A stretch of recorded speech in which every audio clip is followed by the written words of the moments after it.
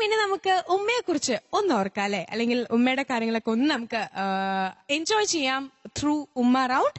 അതിനായിട്ട് നമുക്ക് സ്വാഗതം ചെയ്യാം ആദിഷ്.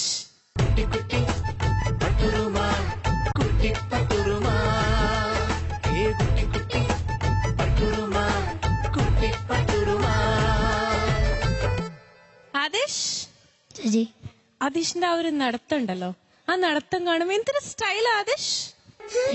ആദ്യമായിട്ടാണോ ഒരാള് വരണേ?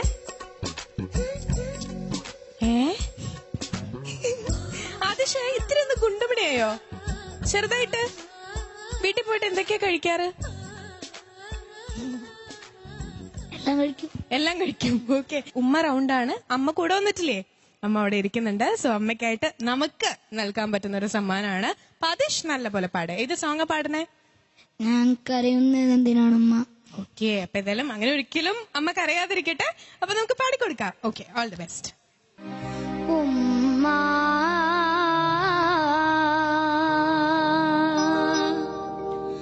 ഉമ്മ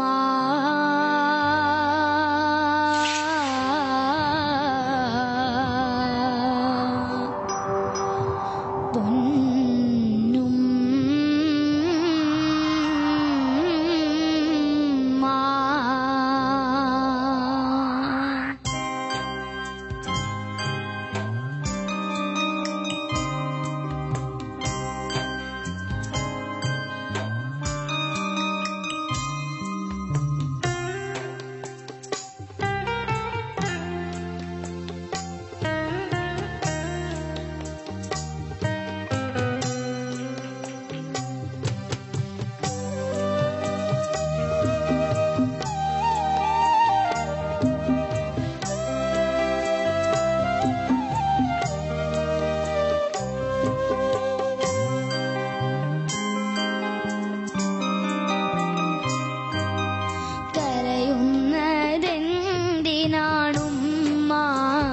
വെറുതെ കരളിന്നേരെയുന്ന വിരമോർമ്മ കവിളത്തേനേക്കുന്നൊരുമ്മ തന്നാൽ കരൾ പൊട്ടിത്തേങ്ങുന്നതെന്തിനുമ്മ പൊന്നുപ്പയോടെന്നുമ്മ പിണങ്ങി എന്തിനാണെന്നെനിക്കറിയില്ല പൊന്ന് വിളയുന്ന നാട്ടിലെത്തിയിട്ടുപ്പ ഇന്നുവരെയും വിളിച്ചിട്ടില്ല കരയുന്നതെന്തിനാണുമ്മ വെറുതെ കരൾ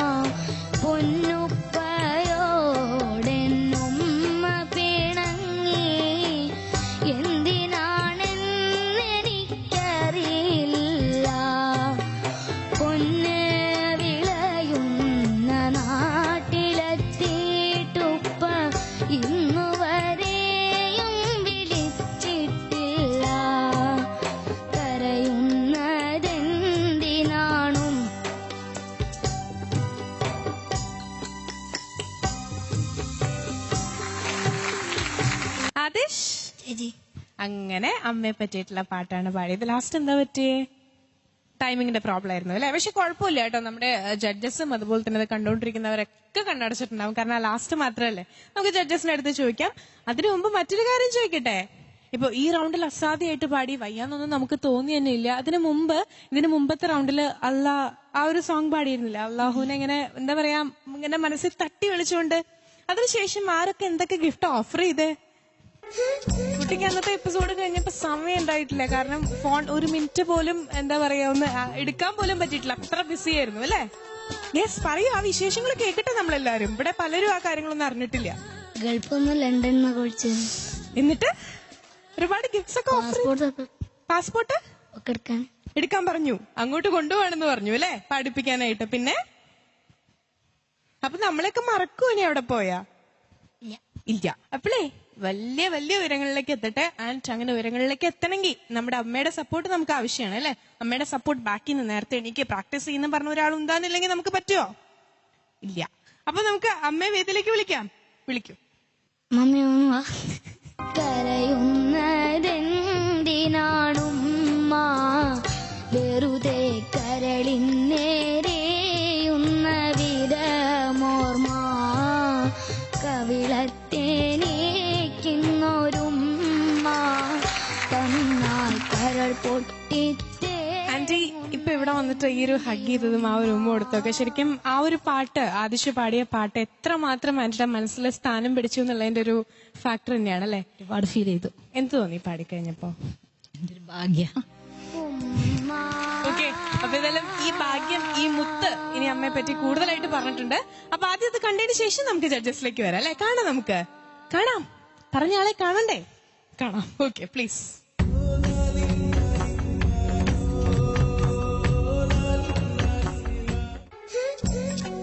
ഹായ് മമ്മി. മമ്മി എനിക്ക് വാങ്ങി തന്നതിൽ ഏറ്റവും ഇഷ്ടം ആ ചുവപ്പ് കാറാണ്. എനിക്ക് മൗത്തുമയത്തിനും പാടിയിട്ട് വാങ്ങി തന്ന അതുപോലെയുള്ള കാറ് ഇനിയും വാങ്ങി തരണം. ഈ പാട്ട് മമ്മിക്ക് വേണ്ടിയാണ് ഞാൻ പാടിയത്. I love you mummy.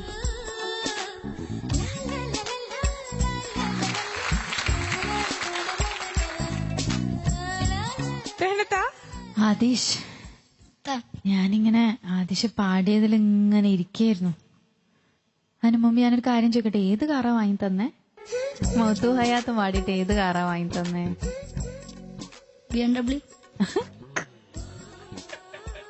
അമ്മ കേട്ടാ, കളിക്കുന്ന വണ്ടിയല്ലേ?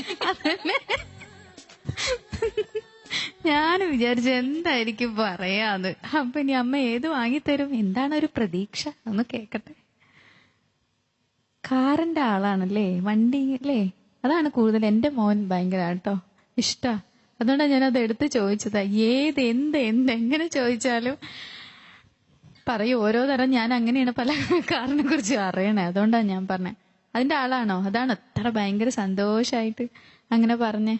അപ്പൊ ഇനി അടുത്ത ഏതാ? ഈ പാട്ട് അല്ല, ഇതിന്റെ ഇടയിലൊരു സോങ്, നല്ല അടിപൊളിയായിട്ടൊരു സോങ് പാടിണ്ടായിരുന്നില്ലേ?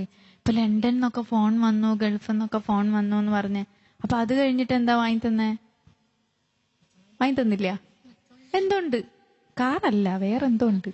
വലിയ ടാബ്. ഇത്ര പോകുന്ന ആൾക്ക് വലിയ അങ്ങനെ പോരട്ടെ. ആ പാട്ട് തന്നെയായിരുന്നു എന്റെ മനസ്സിൽ. ഇതിങ്ങോട്ട് കേട്ടു. പല്ലവി കഴിഞ്ഞു, അനുപല്ലവിയും ചരണോ. എന്തായിരുന്നു ഞാനിങ്ങനെ ഓരോ സ്ഥലത്ത് ഫിറോസ് ഖാനല്ലേ മാറി മാറി ഇങ്ങനെ ഓരോ സംഭവങ്ങൾ ഇങ്ങനെ ഇങ്ങോട്ട് വരുമ്പോഴേ, സംഗതികളൊക്കെ ഇങ്ങോട്ട് വരുമ്പോഴിങ്ങനെ നോക്കുമായിരുന്നു. അസാധ്യമായിട്ട് പാടി മോനെ, അസാധ്യമായിട്ട് പാടി. ഓ, പറയാൻ വാക്കുകളില്ല നമ്മൾ പറയില്ലേ, അത് പറഞ്ഞേ പറ്റുമോ. മോനിപ്പോ ചെറുതാണ്, നന്നായിട്ട് പ്രാക്ടീസ് ചെയ്ത് നല്ല പോലെ അമ്മയും കൂടി അമ്മതേ എന്റെ ഭാഗ്യ എന്നാ പറഞ്ഞേ, കേട്ടില്ലേ? പിന്നെ അമ്മയുടെ അടുത്ത് ചോദിക്കട്ടെ, വീട്ടിലങ്ങനെ ആരാ പാടുക? അമ്മ പാടോ? ഇല്ലല്ല, അച്ഛനാ പാടാ. അച്ഛനാ പാടുക. അപ്പൊ അച്ഛനായിരിക്കും എല്ലാം കറക്റ്റ് ചെയ്ത് കൊടുക്കുന്നത് അല്ലെ? അതാണ് മോൻ അന്ന് ഞാൻ അറബി വാക്കുകളൊക്കെ അതൊക്കെ ഒത്തിരി പേര് ചോദിച്ചിട്ടുണ്ടായിരുന്നു. അപ്പം ഉസ്താദിന്റെ അടുത്ത് പറഞ്ഞു, ഉസ്താദിന്റെ അടുത്ത് പഠിച്ചു എന്നിട്ട് മോനെ പഠിപ്പിച്ചു എന്ന് പറഞ്ഞു അല്ലേ? അപ്പൊ എന്തായാലും മോനെ നല്ല കഴിവുണ്ട്, നല്ല പാട്ടുകൾ എടുക്കുക, നന്നായിട്ട് പ്രാക്ടീസ് ചെയ്യുക. ഓക്കെ മോനെ? താങ്ക് യു സോ മച്ച് റഹ്നത്ത. ഫിറോസ് കോട് ചോദിക്കാം. അതീഷ്, എന്താ പാസ്പോർട്ട് എന്ന് പറഞ്ഞ? എന്താ ലണ്ടനിൽ നിന്നും ഗൾഫിൽ നിന്നും വിളിച്ചു പാസ്പോർട്ട് എടുക്കാൻ പറഞ്ഞു. എന്താ പാസ്പോർട്ട്? അറിയില്ല. യാത്ര ചെയ്യാനുള്ളതാ? അറിയില്ല. അതിന്റെ ഗൗരവം പോലും അറിയാത്ത കുട്ടികളെ പക്ഷെ എന്ത് നിഷ്കളങ്കമായിട്ടാ പാടിയത്. ഞാൻ എൻ്റെ ഒരു വളരെ അഭിമാനത്തോടെ ഞാൻ ഇതുവരെ ഒരു ചാനലിലും പാടുകയോ പറയുകയോ ചെയ്യാത്തൊരു കാര്യം. ഞാൻ ആകെ 2 പാട്ടുകൾക്കാണ് ഈണം കൊടുത്തിട്ടുള്ളത്. 2000 വർഷത്തിൽ ഞാൻ ഗൾഫിൽ നിന്നും ഒരു കാസറ്റ് ചെയ്യുന്ന സമയത്ത്, അവിടെ ബേസ് ചെയ്തിട്ട് ഒരു കാസറ്റ് നാട്ടിൽ വെച്ച് ചെയ്യുന്ന സമയത്ത് 2 പാട്ടുകൾക്ക് ഈണം കൊടുത്തു.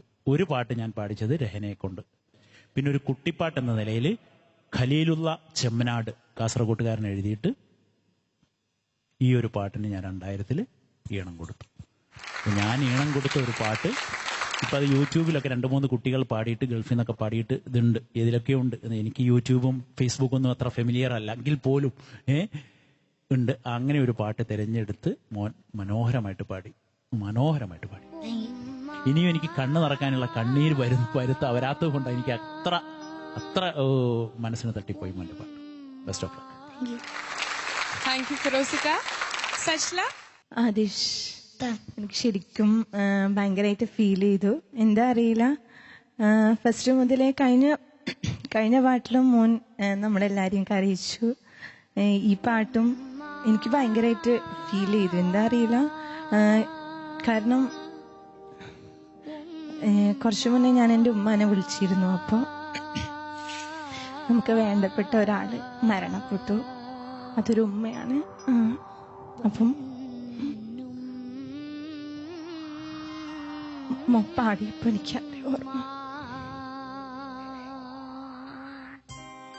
അത്